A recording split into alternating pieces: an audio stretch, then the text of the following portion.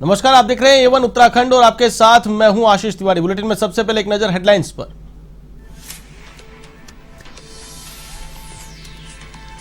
Ukraine से दिल्ली पहुंचे उत्तराखंड के 3 छात्रों का हुआ स्वागत। कहा अब जान में जान आई। उत्तराखंड के अपर स्थानिक आयुक्त अजय मिश्रा ने की अगवानी।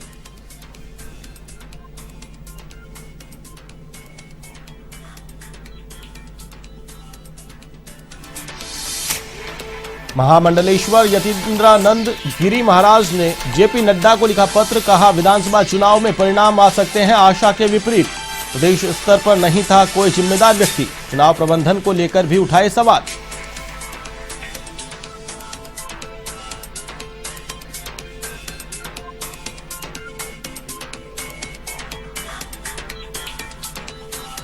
यूपी के चुनाव प्रचार में हरीश रावत का अनोखा रंग। मोदी के संसदीय क्षेत्र बनारस में बनाई चाय बनाने का वीडियो हो रहा वायरल।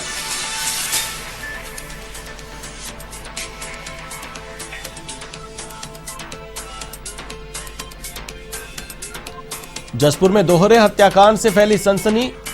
प्रेम प्रसंग के चलते युवक ने की पत्नी और सास की हत्या। मामले की जांच पड़ताल में जुटी पुलिस की टीम।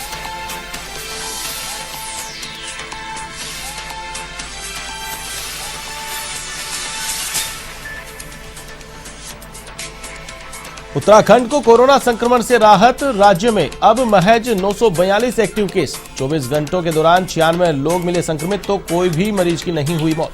86 मरीजों ने कोरोना को दी मात।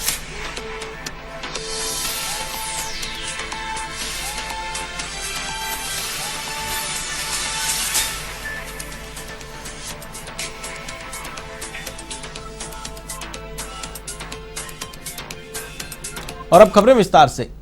यूक्रेन से लौटे उत्तराखंड के 3 छात्रों आशुतोष पाल, अदनान व खुशी सिंह का नई दिल्ली में उत्तराखंड के अपर स्थानिक आयुक्त अजय मिश्रा ने स्वागत किया। इस दौरान छात्रों के अभिभावक और राज्य के सहायक प्रोटोकॉल अधिकारी मनोज जोशी व दीपक चमोली भी मौजूद रहे। आपको बता दें कि उत्तराखंड सरकार यूक्रेन में निवासरत उत्तराखंड के सभी छात्रों को सुरक्षित वापसी के लिए भारत सरकार से लगातार संपर्क में है। विदेश मंत्रालय द्वारा यूक्रेन में रह रहे भारतीयों की सुरक्षित वापसी की व्यवस्था की जा रही है। वहीं दिल्ली एयरपोर्ट से देहरादून के लिए रवाना होती श्रीनगर की आकांक्षा और उसकी साथी ने वीडियो साझा किया। दोनों ने कहा कि वे अपने वतन लौटकर बहुत खुश हैं।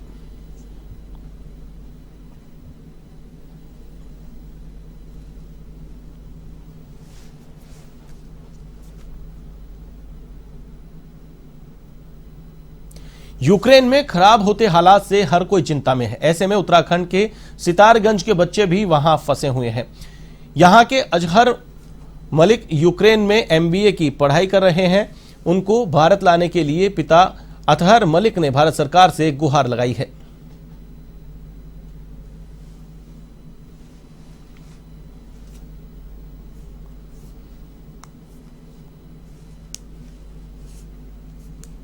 मेरा नाम मोहम्मद अतहर है और मेरा बेटा MBA करने यूक्रेन गया था 12 अप्रैल 2021 में। और सरकार से ये गुहार लगाई थी हमने कि ये इंडियन गवर्नमेंट क्या कर रही है। जब हमें 15 दिन से मालूम था हालात खराब हो रहे हैं, वहाँ फ्लाइटें बंद थी, तो इन्हें पहले ही व्यवस्था करना चाहिए थी। उसके बराबर के मुल्कों से ये इंडियंस को निकालना चाहिए। अभी आला अधिकारियों से कोई बात नहीं हुई। LIU के इंस्पेक्टर साहब से बात हुई थी। मैंने फोन किया था, DM साहब ने एक लिस्ट जारी की थी। उस पर फोन करने के बाद LIU के इंस्पेक्टर साहब का फोन आया था। उन्होंने मेरे बेटे के डॉक्यूमेंट्स वगैरह मांगे थे। उसमें उसका फोटो, उसका ID, उसका पासपोर्ट, वीजा, वो सारे पहले दे दिए थे उनको। तो फिर दोबारा उनसे बात हुई 3-4 घंटे के बाद। तब उन्होंने बताया कि ये DM साहब के थ्रू सरकार को भेजी थी लिस्ट बना। हम ये चाहते हैं कि जो बच्चे वहां फंसे हुए हैं उन्हें सरकार वहां से जल्द निकाल के घर लाए। हरिद्वार लोकसभा से 2019 में चुनाव लड़ चुके महामंडलेश्वर यतीन्द्रानंद गिरी महाराज ने पार्टी के राष्ट्रीय अध्यक्ष जेपी नड्डा को पत्र लिखा है। इस पत्र में उन्होंने कहा है कि इस बार के विधानसभा चुनाव में कुछ सीटों पर परिणाम आशा के विपरीत भी आ सकते हैं। पार्टी के राष्ट्रीय अध्यक्ष को लिखे गए पत्र में महामंडलेश्वर यतीन्द्र आनंद महाराज ने लिखा है कि उत्तराखंड में प्रदेश स्तर पर कोई जिम्मेदार और गंभीर व्यक्ति नहीं था जो चुनाव प्रबंधन की रूपरेखा ठीक से बना सके। ऐसे में पार्टी के लोग ही प्रत्याशी को हराने में स्पष्ट रूप से सक्रिय दिखाई दिए।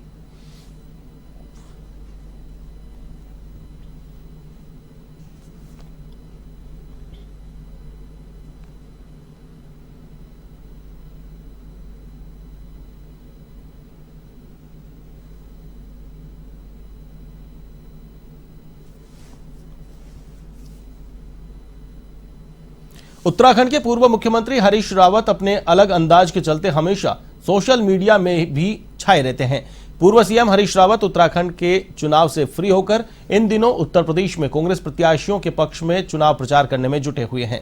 हरीश रावत उत्तर प्रदेश में भी अपने रंग में रंगे दिखाई दे रहे हैं। डोर टू डोर चुनाव प्रचार के दौरान प्रधानमंत्री मोदी के संसदीय क्षेत्र बनारस में हरीश रावत चाय बनाते दिखाई दिए और कार्यकर्ताओं को चाय भी पिलाई।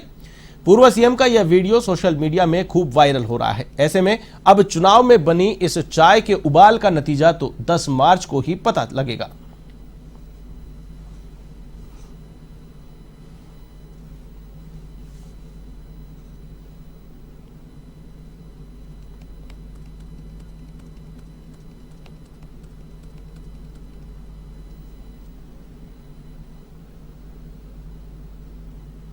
उत्तराखंड में कोरोना में बीते 24 घंटों में 96 नए संक्रमण के मामले सामने आए हैं, जबकि एक भी कोरोना मरीज की मौत नहीं हुई है।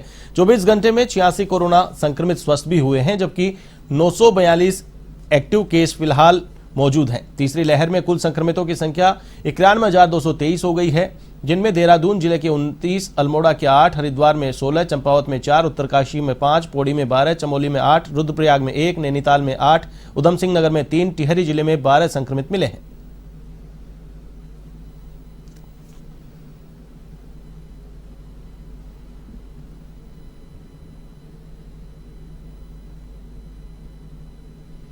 पल्स पोलियो अभियान के तहत चमोली में मुख्य चिकित्सा अधिकारी ने बच्चों को ड्रॉप पिलाकर बूथ का उद्घाटन किया। पोलियो को लेकर लोगों को भी जागरूक किया गया, जहां 5 वर्ष से कम आयु के बच्चों को पोलियो की खुराक पिलाई गई।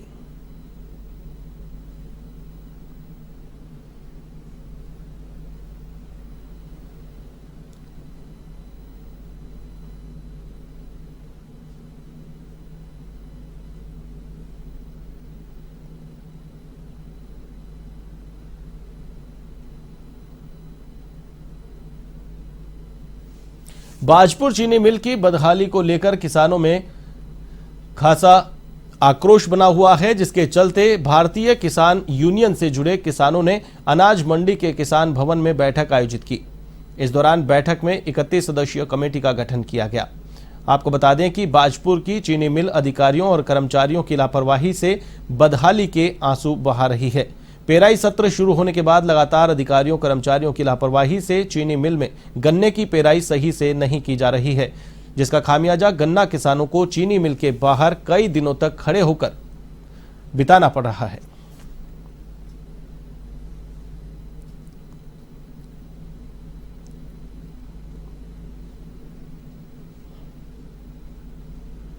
चुकी है, इसका वारस कोई नहीं है। हम 10 साल से जो सरकार बनी है सबके पास गए, मेरे पास मेमोरेंडम में सब पढ़े, ज्ञापन मैंने दिया जो मुख्यमंत्री को सब पढ़े हैं कि इसका बोर्ड बनाओ ताकि फैक्ट्री बच जाए, मगर किसी ने बोर्ड नहीं बनाया आज तक। 1 महीना हम भागे फिरते रहे हैं कि क्या करना है, लोगों की राय ली है कि बोर्ड ही तो अपना घर का ही बोर्ड बना लें एक। तो हमने आज जो है किसानों की राय लेके 31 मेंबरों की कमेटी बना ली है, 2 अध्यक्ष बना दिए उसके, जो कि फैक्ट्री को देखेंगे। फैक्ट्री बर्बाद नहीं होने देंगे किसान अब, क्योंकि ये हमारी कभी हम इसको माँ कहते थे। पूरे हिंदुस्तान में सबसे पहले कोऑपरेटिव फैक्ट्री ये बाजपुर की बनी है। जवाहरलाल नेहरू ने उद्घाटन किया हमारे सामने। मैं खुद बैलगाड़ी लेके गन्ना लाद के वो फैक्ट्री में दिया है, बगैर पर्ची के लोगों ने गन्ना डाला, इतनी खुशी थी। आज हम रो रहे हैं फैक्ट्री को देख देख के। फैक्ट्री में छोटा कुछ नहीं, सब कमीशनें खा गए फैक्ट्री की, सब फैक्ट्री को खा गए जो अधिकारी हैं वहाँ के। अब किसी को खाने देंगे, नकेल डाल के रखेंगे इनको। देखो ऐसा है, बाजपुर चीनी मिल हिंदुस्तान की पहली कोऑपरेटिव चीनी मिल है और बड़ा दुर्भाग्य की बात है कि पिछले 20 सालों से जब से उत्तराखंड बना है इसका बोर्ड खत्म हो गया और इसको अधिकारी और नेतागण जितने हैं सबने मिलकर लूटा है और आज इसकी ये सिचुएशन है कि करीब करीब 300 करोड़ के कर्जे में है ये। तो अब जब सिर के ऊपर से पानी चले गया और किसान को इतनी दिक्कत है कि 5-5 दिन फैक्ट्री में जब बैठता है किसान, तो फिर ये फैसला हुआ कि क्यों ना इस फैक्ट्री को अब किसान ही चलाएं। तो आज हमने ये फैसला करा है, करीब 31 आदमियों की कमेटी बनाई है जो फैक्ट्री में अपनी इन्वॉल्वमेंट रखेंगे, देखरेख रखेंगे और जहां जहां चोरी होती है उसमें कोशिश करके उसको रोका जाएगा। जसपुर में दोहरे हत्याकांड से सनसनी फैल गई है, जहां एक युवक ने प्रेम प्रसंग में अपनी पत्नी और सास की हत्या कर दी। मृतक की बहन ने बताया कि युवक का किसी से अफेयर चल रहा था, जिसे लेकर पत्नी के साथ विवाद रहता था। शनिवार की रात भी दोनों के बीच कहासुनी हुई और युवक ने इस वारदात को अंजाम दिया। फिलहाल पुलिस ने शव का पोस्टमार्टम करवाकर जांच शुरू कर दी है।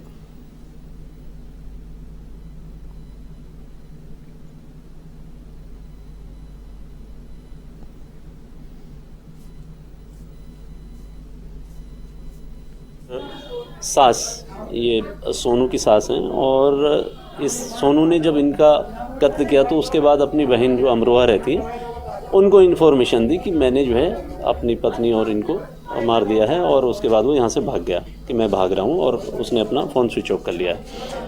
उसकी बहन की इन्फॉर्मेशन उन्होंने अपने बुआ के बेटे को यहाँ दी, फिर उन्होंने पुलिस को इन्फॉर्म किया। तो यहाँ पर पुलिस ने देखा कि वास्तव में 2 कमरों में अलग अलग 2 मृतका, एक सास और एक उसकी पत्नी, दोनों जो है चोटिल और मृत हैं और इनको अभी हम लोगों ने जो है पंचायतनामा भर के जो है बॉडी भेज रहे हैं अस्पताल को।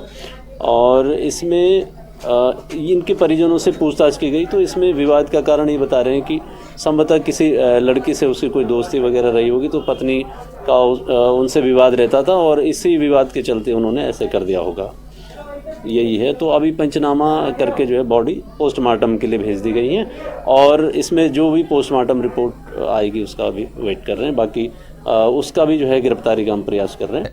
यूपी के मेरठ से शिवपुरी के जंगलों में ट्रैकिंग करने पहुंचे 2 युवक रास्ता भटक गए। दोनों को रास्ता भटकने की जानकारी देने के बाद उनका मोबाइल बंद हो गया।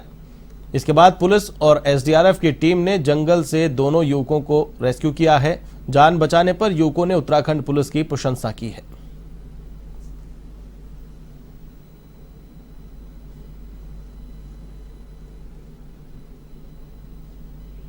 थैंक्स करना चाहते हैं उत्तराखंड पुलिस का, जिन्होंने हमें सेव किया। हम ट्रैकिंग पे गए थे और हम वहाँ खो गए थे, इसलिए फिर हमें सेव किया एसडीआरएफ टीम ने और हम बहुत बहुत शुक्रिया अदा करते हैं पुलिस फोर्स का। थैंक यू फॉर सेविंग अस। जिला पंचायत अध्यक्ष पौड़ी शांति देवी ने जिला पंचायत के ही अपर मुख्य अधिकारी की कार्यप्रणाली पर सवाल खड़े किए हैं।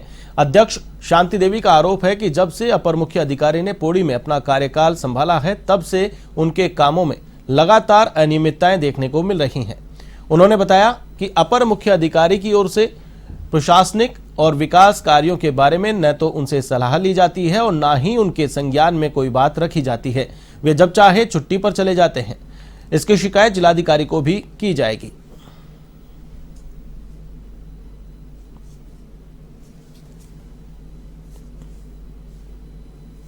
से फिर भी वो अपनी मनमानी तरीके से काम कर रहे हैं। वो अध्यक्ष को अध्यक्ष नहीं समझ रहे हैं और कभी भी मनमर्जी तरीके से अपने घर छुट्टी चले जा रहे हैं, कहीं भी चले जा रहे हैं। मैंने जब उनसे फ़ोन में भी बात कर रही हूँ तो वो मुझे बता रहे हैं कि मैं ऑफिस में होते हो और कहीं और चले जा रहे हैं और बिना मेरे संज्ञान में लिए वो छुट्टी जा रहे हैं। वो बिल्कुल ऐसे मेरे सम्मान की लड़ाई है और मुझे सम्मान चाहिए इस बारे में। और मैंने उनको इस संबंध में एक लेटर भी दिया कि मैं आपका वेतन रोक रही हूँ क्योंकि आपके ऐसे ये मनमाने तरीके नहीं चलेंगे। तो उन्होंने फिर भी जबरन मेरे लेटर देने के बावजूद उन्होंने जबरन अपना वेतन भी निकाला, जो कि नियम के विरुद्ध। उधम सिंह नगर के काशीपुर में एक बार फिर अवैध खनन का कालो कारोबार चरम पर है। खनन माफिया अवैध रूप से धरती का सीना चीर अवैध खनन कर लाखों के वारे न्यारे कर रहे हैं। वहीं प्रशासन पर खनन माफियाओं से मिलीभगत के भी आरोप लगे हैं। वहीं इस अवैध खनन के कारोबार से ग्रामीणों में आक्रोश देखने को मिल रहा है। आपको बता दें कि क्षेत्र में तेजी से फल फूल रहे अवैध खनन से जगह जगह गहरे गड्ढे हो रहे हैं, जिसका वीडियो सोशल मीडिया पर तेजी से वायरल हो रहा है।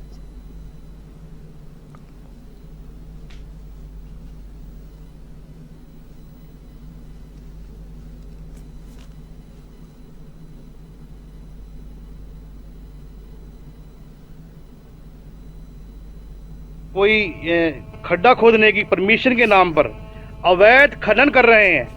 अवैध खनन करके लाखों टन माल इकट्ठा कर लिया, सामग्री इकट्ठी कर ली है और अपने वारे न्यारे करने के चक्कर में लगे हुए हैं। और इसका जो प्रभाव पड़ रहा है क्षेत्र में, जल स्रोत सूख गया है, नल सूख गए हैं और 10-10 मोटरें लगाकर 10-10 इंची आप जाएंगे देखेंगे कि धरती माता को कैसे चीर रखा है इन्होंने, पैसे के लिए, केवल पैसे के लिए।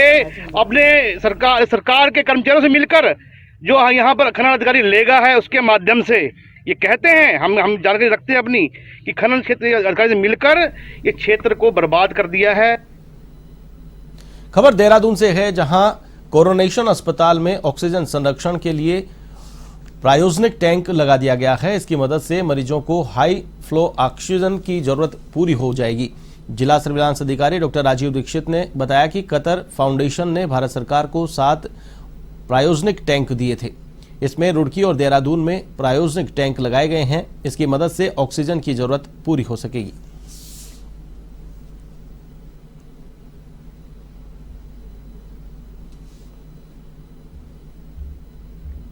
बेसिकली ऑक्सीजन के लिए, ऑक्सीजन स्टोरेज के लिए, और जो है Qatar foundation, government of Qatar जो है, उन्होंने 7 भारत सरकार को गिफ्ट किए थे एज ए कंट्री जो है डोनेशन, और उसमें से 2 हमें जो है यहाँ पर, एक रुड़की में हरिद्वार डिस्ट्रिक्ट में और एक यहाँ देहरादून के कोरोनेशन जिला अस्पताल में को जो है प्राप्त हुआ है। इससे हमारा ऑक्सीजन कैपेसिटी बढ़ा है ऑफ कोर्स जो है, और भविष्य में मरीजों को सुविधा रहेगी। ये प्रेशराइज गैस इसमें होती है, जिससे जो है वेंटिलेटर्स और दूसरे इक्विपमेंट के थ्रू जो है हाई फ्लो जो ऑक्सीजन की जरूरत होती है। तो उत्तराखंड के श्रीनगर में मेडिकल कॉलेज प्रशासन ने 4 आउटसोर्स कर्मियों को काम से हटा दिया, जिससे कर्मचारियों में मेडिकल कॉलेज प्रशासन के खिलाफ आक्रोश है। कर्मचारियों का कहना है कि उन्हें राजनीतिक कारणों के चलते हटाया गया है। ऐसे में उन्होंने मेडिकल कॉलेज प्रशासन से फिर बहाल करने की मांग की है।